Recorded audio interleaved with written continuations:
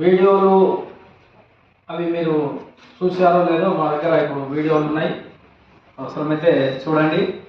తర్వాత ఈ కొట్టిన తర్వాత కొట్టక ముందు వాళ్ళు ఏదైతే ప్లాన్ వేసుకున్నారో అది కూడా మెసేజ్ కూడా నా దగ్గర ఉంది.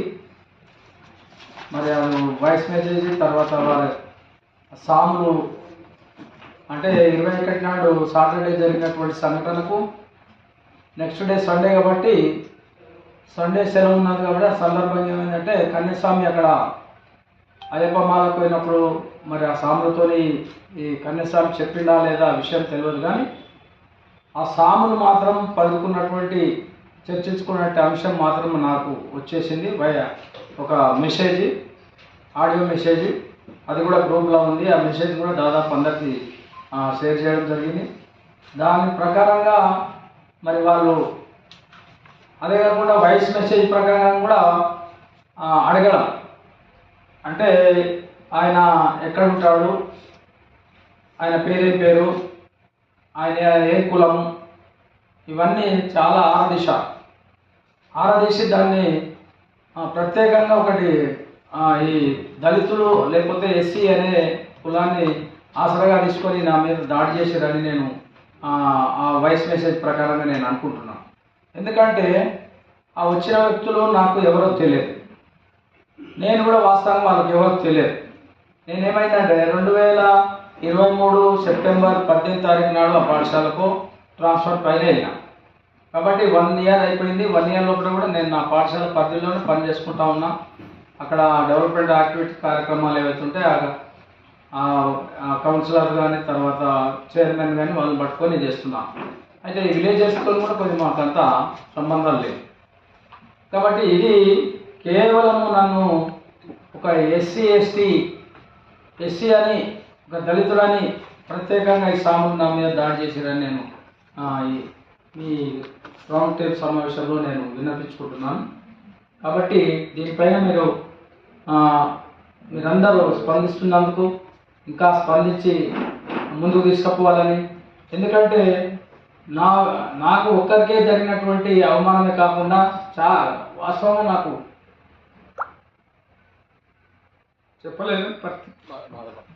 వాస్తవంగా నేను ఒక హెడ్ మాస్టర్, మరి ఆ పరిస్థితి ఎదుర్కొన్నారంటే మరి మామూలు వ్యక్తులు ఎట్లా ఉంటారో ఒకసారి తెలుసుకోవాలి. వాళ్ళు అంతా దౌర్జన్యంగా అంటే ఇక నేను ఏమన్నా ఇక మళ్ళీ నాకు కుట్రాలు జరుగుతుంది, భయభ్రాంతులకు గురి చేస్తున్నారు. అందరూ ఒకేసారి 50-60 మంది ఒకసారి మీకే వచ్చేస్తున్నారు. మీరు అందరూ దాదాపు వీడియో చూస్తుంటారు, అందరికీ నాకు చూపించుంటారు.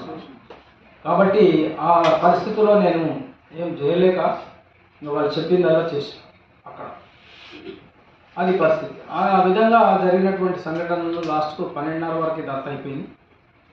ఆ తర్వాత ఈ వీడియోలన్నీ వైరల్ అయిపోయిన తర్వాత అక్కడ ఉన్నటువంటి పోలీస్ డిపార్ట్మెంట్ ఈ వీడియోలు చూసి వాళ్ళు మా పాఠశాలకు రావడం జరిగింది. మేమేమో వాళ్ళకేమో కాంప్లైంట్ చేయలేదు, ఏం లేదు.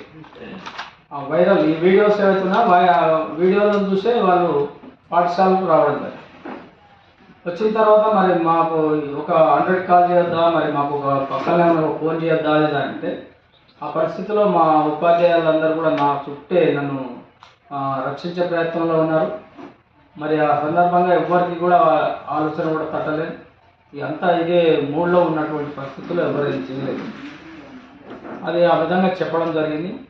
అయితే పోలీసు వాళ్ళు ఎప్పుడైతే పాఠశాలకు వచ్చారో అదేవిధంగా వాళ్ళు ఏం చేశారంటే మళ్ళీ ఈ సాముల వెనుక ఉన్నటువంటి బజరంగ దళాలు ఎవరైతే ఉన్నారో వాళ్ళు అప్పుడు బయటకు వచ్చి బయట వెయిట్ చేస్తున్నారు. వాళ్ళు ఏం చేశారంటే నా మీద ఆల్రెడీ ఎప్పుడైతే పోలీసు వాళ్ళు మా స్కూల్ కాడికి వచ్చిన కన్నా ముందే వీళ్ళు వస్తున్నారని పసిగట్టేసి నా మీద కాంప్లైంట్ ఇచ్చేసి కనీసం ఇట్లా ధన్యాలు కాబట్టి మేమంతా ఇలా చేయాల్సి వచ్చిందని వాళ్ళు వచ్చేసి ఇచ్చి మళ్ళీ స్కూల్ కాడికి వచ్చారు. ఈ పోలీసు వాళ్ళు ఏంటంటే మరి మీరు ఏమన్నా రాసిస్తారా సార్ మీరు అదే అంటే నేను చేసిన అప్పుడు కాంప్లైంట్ ఇచ్చాను.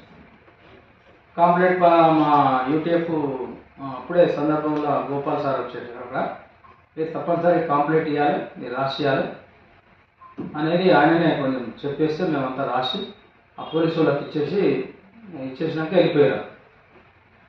వెళ్ళిపోయినాక వాళ్ళు ఏం చేస్తున్నారంటే మాకు వెంబడే పే చేయాలని పిలుస్తున్నారు. రండి సార్, పే చేయాలి, మేము తప్పనిసరి రావాలి. ఆ పిలిచే సందర్భంలో ఈ బహిరంగ దళ వాళ్ళు ఇక్కడ ఉన్నటువంటి పెద్ద మనుషులు ఎవరైతే ఉన్నారో వాళ్ళు ఇక మా దగ్గర రాయబారం పెడుతున్నారు. ఎందుకు సార్ ఇదంతా వాతావరణం చేంజ్ అయితే స్కూళ్ళు అదంతా చేయాలి అని వీళ్ళు అంటున్నారు.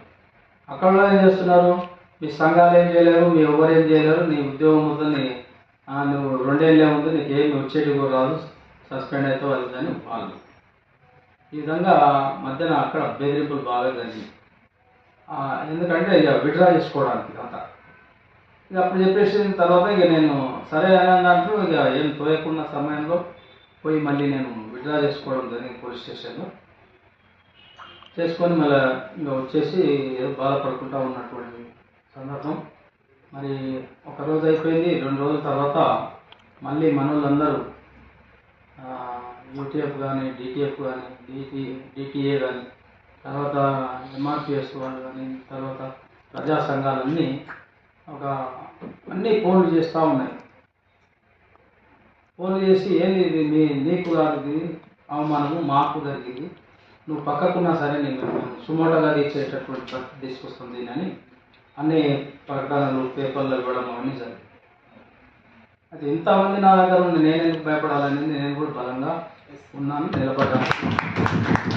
ఏమైనా సరే నేను నిలబడుతున్నాను, ఇంకా ముందుకు మీ అండదండలతో ముందుకు సాగుతాను. ఇది నా ఒక్కరి మీద కాకుండా మీ అందరి మీద జరిగినటువంటి దాడిగా పరిగణిస్తున్నారు. మరి ఇది నా మీద జరిగినటువంటిదే కాకుండా ఇంకా భవిష్యత్తులో నన్ను ఒక బేస్ చేసుకొని, నన్ను పునాది చేసుకొని భవిష్యత్తులో ఇంకొకరికి కూడా జరగకుండా అటువంటి ఆలోచన ముందు తీసుకుపోవాలని మీ అందరినీ కోరుతూ